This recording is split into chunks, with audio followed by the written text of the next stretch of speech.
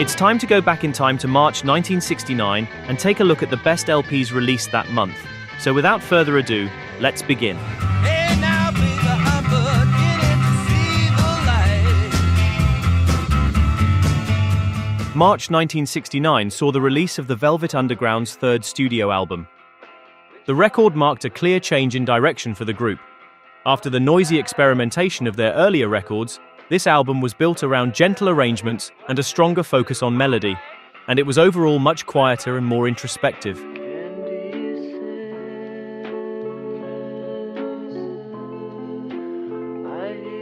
The album was recorded after the departure of John Cale, and it reflected the growing influence of Lou Reed, who became the sole leader of the band.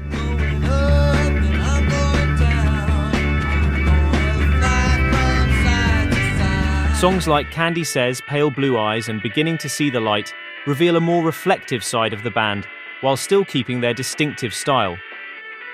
Even though the album didn't make much of a commercial impact at the time, it has since come to be regarded as one of the band's most admired records, and it's often praised for its intimacy and emotional honesty.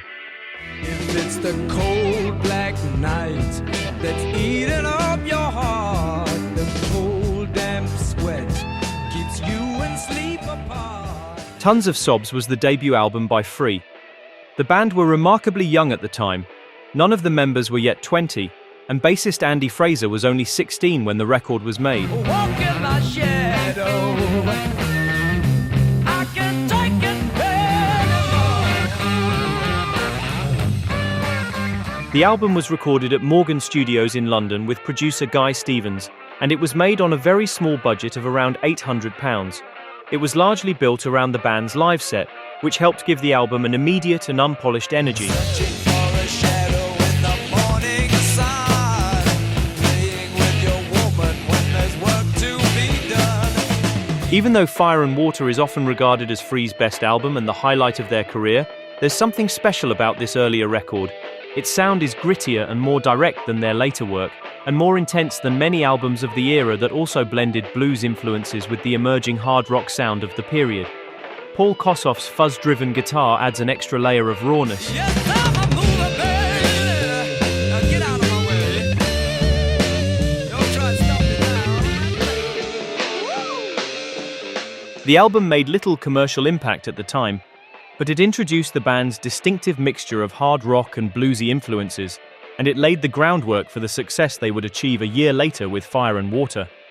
The only boy who could ever teach me was the son of a preacher man. See, well, Dusty in Memphis is widely regarded as the greatest album in Dusty Springfield's distinguished catalogue, and it marked the first time she recorded outside the UK. just a little loving early in the morning.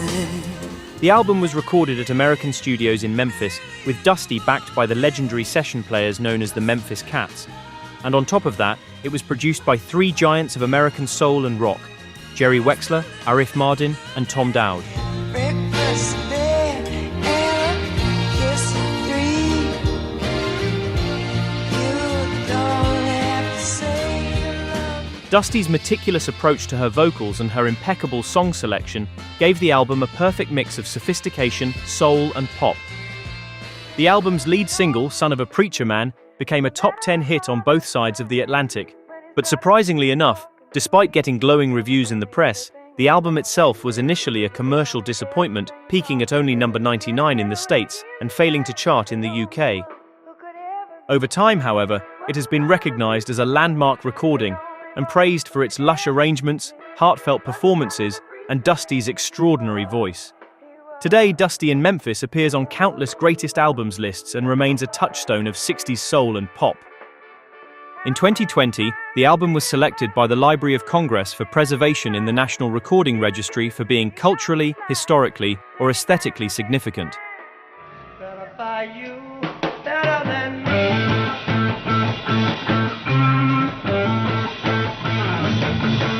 Spooky 2 was the second studio album by Spooky Tooth, released in March 1969 and produced by Jimmy Miller, who was renowned for his work with the Rolling Stones and Traffic.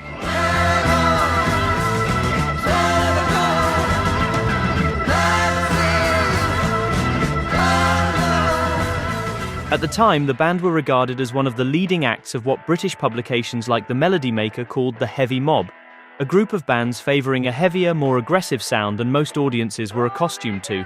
And this approach is most evident in Luther Grosvenor's gutsy guitar work on tracks like Evil Woman.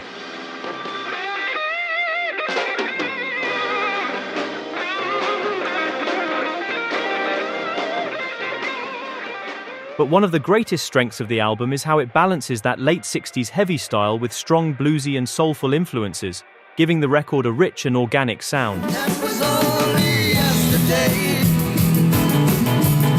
Will I ever face tomorrow? Oh no. I got love,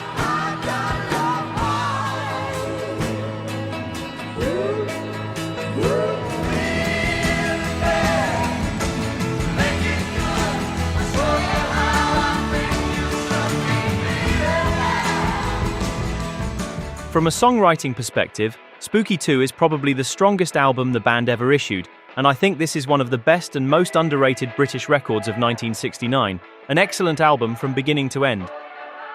Unfortunately, over the years, Spooky Tooth have become something of a forgotten band, which is a real shame because they released several excellent records that never quite got the recognition they deserved. This original lineup of Spooky Tooth didn't last long, and by the time the group released their third album, bassist Greg Ridley had already left to join Humble Pie, while keyboardist Gary Wright also departed shortly after. Later in the 70s, Wright returned to his native United States and scored a couple of major solo hits with songs like Dreamweaver and Love Is Alive, both of which reached number 2 in the States in 1976. In the age of the X on the cartoons, bringing you right along, helping you. Bull of the Woods was the final album by the 13th Floor Elevators as a full group, and it was largely the work of guitarist Stacey Sutherland. Due to health and legal problems, Rocky Erickson was only involved on a few tracks, so Stacey Sutherland carried the weight of the songwriting, with sole songwriting credits on 5 tracks and 4 other tracks co-written with Tommy Hall.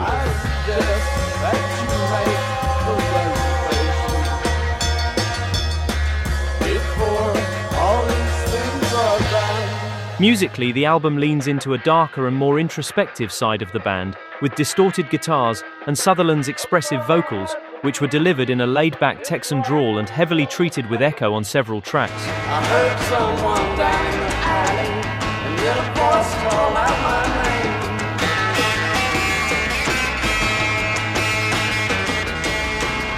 name. By the time Bull of the Woods was released in March 1969, the band had effectively disbanded. But despite receiving little attention at the time, it has since become regarded as an underrated late 60s psychedelic classic, admired for its moody atmosphere and experimental approach.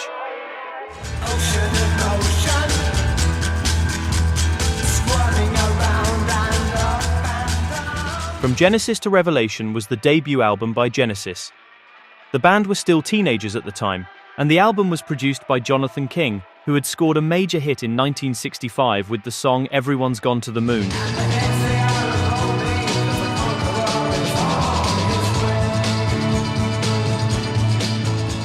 Genesis had not yet developed the progressive rock style they would later become known for. Instead, the album features a mixture of psychedelia and late 60s pop, with influences ranging from bands like the Moody Blues, the Bee Gees, and the Beatles.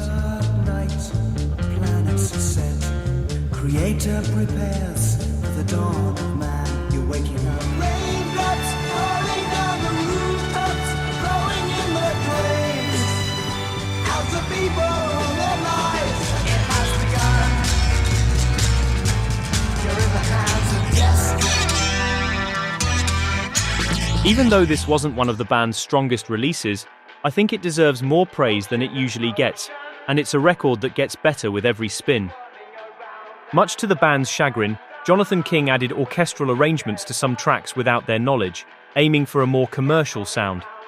But in spite of his efforts, the album made little impact when it was originally released, partly because many record shops mistakenly filed it in the religious music section. Although it went largely overlooked at the time and is often regarded as a minor album in the group's discography, From Genesis to Revelation remains an intriguing starting point in the band's early history, and a much better record than it's usually given credit for. 1, 2, here we go.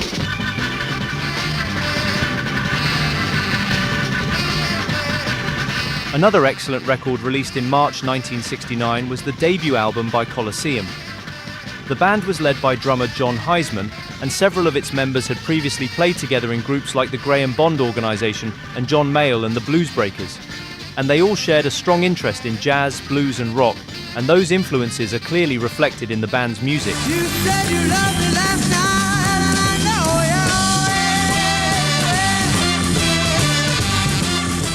The album is widely seen as an early landmark in the development of jazz rock, and it blends these styles into a powerful and highly dynamic sound.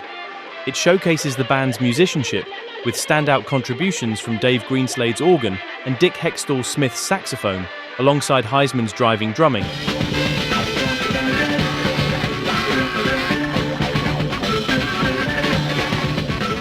The music moves between tight blues-based songs and more expansive improvisational pieces, giving the record a real sense of energy and unpredictability.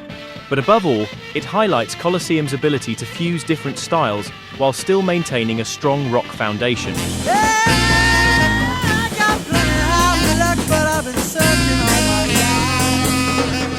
The record wasn't a massive commercial success, but it reached the UK Top 20, and it helped establish Colosseum as one of the leading bands in the emerging jazz rock scene.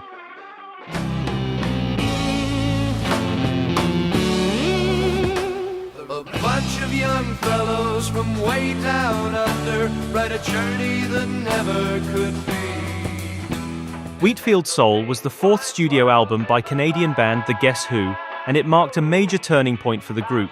It was their first album for RCA Records, and the first to feature Burton Cummings as the sole lead vocalist, following the departure of Chad Allen.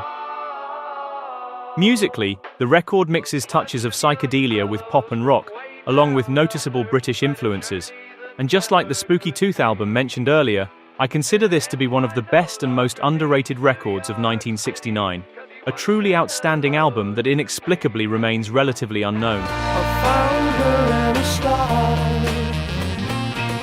I didn't have to look very far, but I know now. How small can the world be, a scene through Cleveland? Different patterns that's tall. I like them all. For a Wednesday in your garden, I think that I would die. Oh. I feel free when you touch me.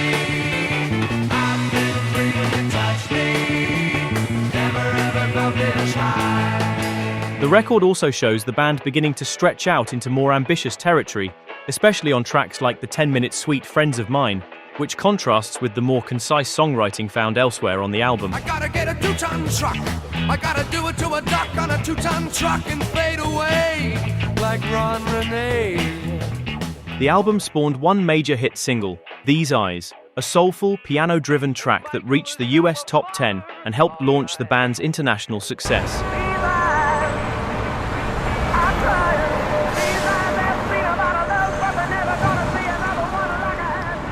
Wheatfield Soul laid the groundwork for the band's breakthrough in the years that followed, including their later international hit American Woman, and remains an important early step in their evolution. Visit of my youth show, tears of yesterday, broken hearts within a heart was what first came made. Family Entertainment was the second studio album by British band Family. Along with the first album by The Nice, Family's debut is widely regarded as one of the earliest progressive rock records, and this second album further developed the distinctive sound they had introduced on that debut, bridging late 60s psychedelia with the more ambitious progressive styles that would come to prominence in the early 70s.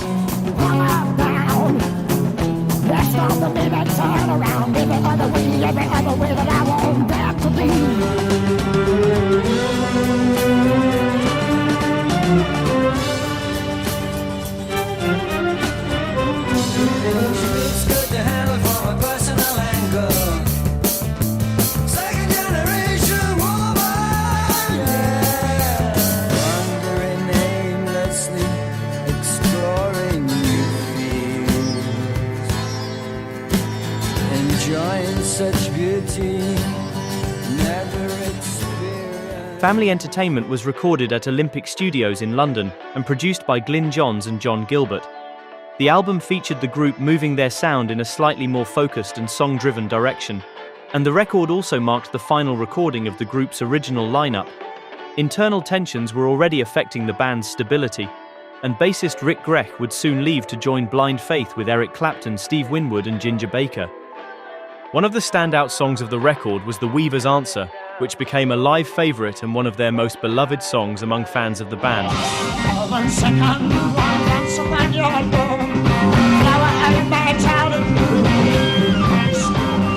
Family Entertainment enjoyed great success in Britain, peaking at number 6 on the UK albums chart.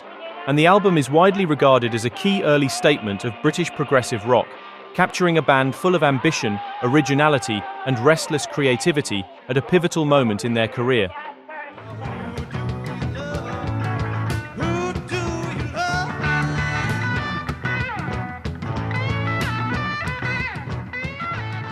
Happy Trails was the second album by Quicksilver Messenger Service. Unlike their debut, most of it was recorded live, capturing the band in their natural environment and giving a much better sense of what they actually sounded like on stage. The album is built around long and free-flowing jams, most notably the suite that takes up the first side of the record, which reworks Bo Diddley's Who Do You Love into something much more expansive. It really highlights the interplay between guitarists John Cipollina and Gary Duncan, which is a big part of what made the band stand out.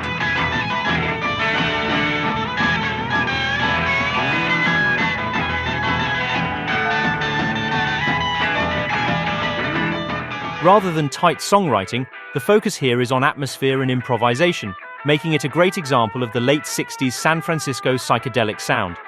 It became the band's most successful album and is often seen as a standout live record from the era, although I personally think their debut was the stronger release. Listen, please, listen, that's the way it should be. Peace in the valley, people got to be. Freedom Suite was the fifth album by the Rascals. The record was issued as a double album, and it was a more ambitious project that saw the group moving away from their earlier image as a singles band. Don't believe in a hell. You ain't never been. Musically, the album blends rock, soul, and pop with a more experimental and album-oriented approach. It's less immediate than their earlier work, but it shows a band pushing themselves creatively and trying to expand their sound. You can run around now, baby. I guess you can. Look around, look around. Wake up, put your head back on.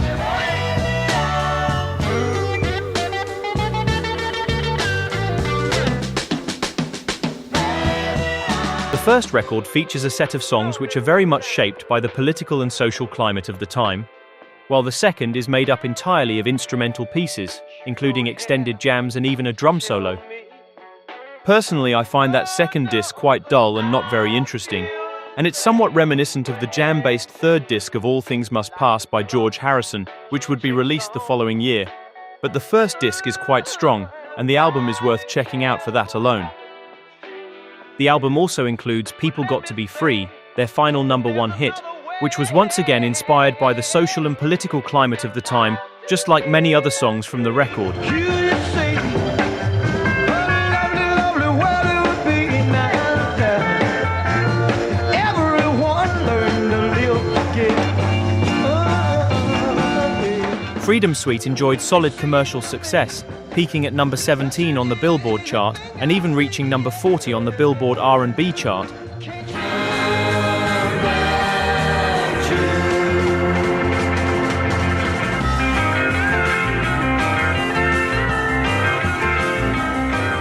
Pussy Plays was the lone studio album by this British band called Pussy. It's a rare and collectible record that sits firmly in the late 60s psychedelic vein with hints of early progressive rock. And the music blends organ-driven psychedelic rock with fuzzed guitars, trippy studio effects, and quirky arrangements that reflect the adventurous spirit of the era. Virgin cry, see the summer sky claw at the winter. Slowly, but with infinite tenderness. too bright.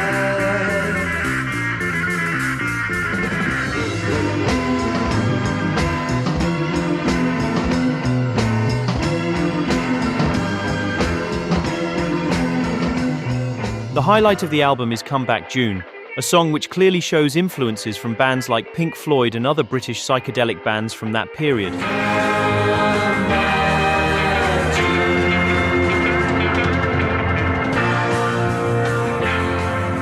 While opinions vary on its consistency, Pussy Plays is regarded by collectors as an interesting and distinctive piece of late 60s underground rock, prized as much for its rarity and mystique as for its music. Because so little biographical detail about the band survives and original copies are hard to find, the album has gained a cult reputation among fans of obscure British psychedelia and early progressive rock. Spooky Tooth have just released their second album, and here's a song from it called Better By You, Better Than Me.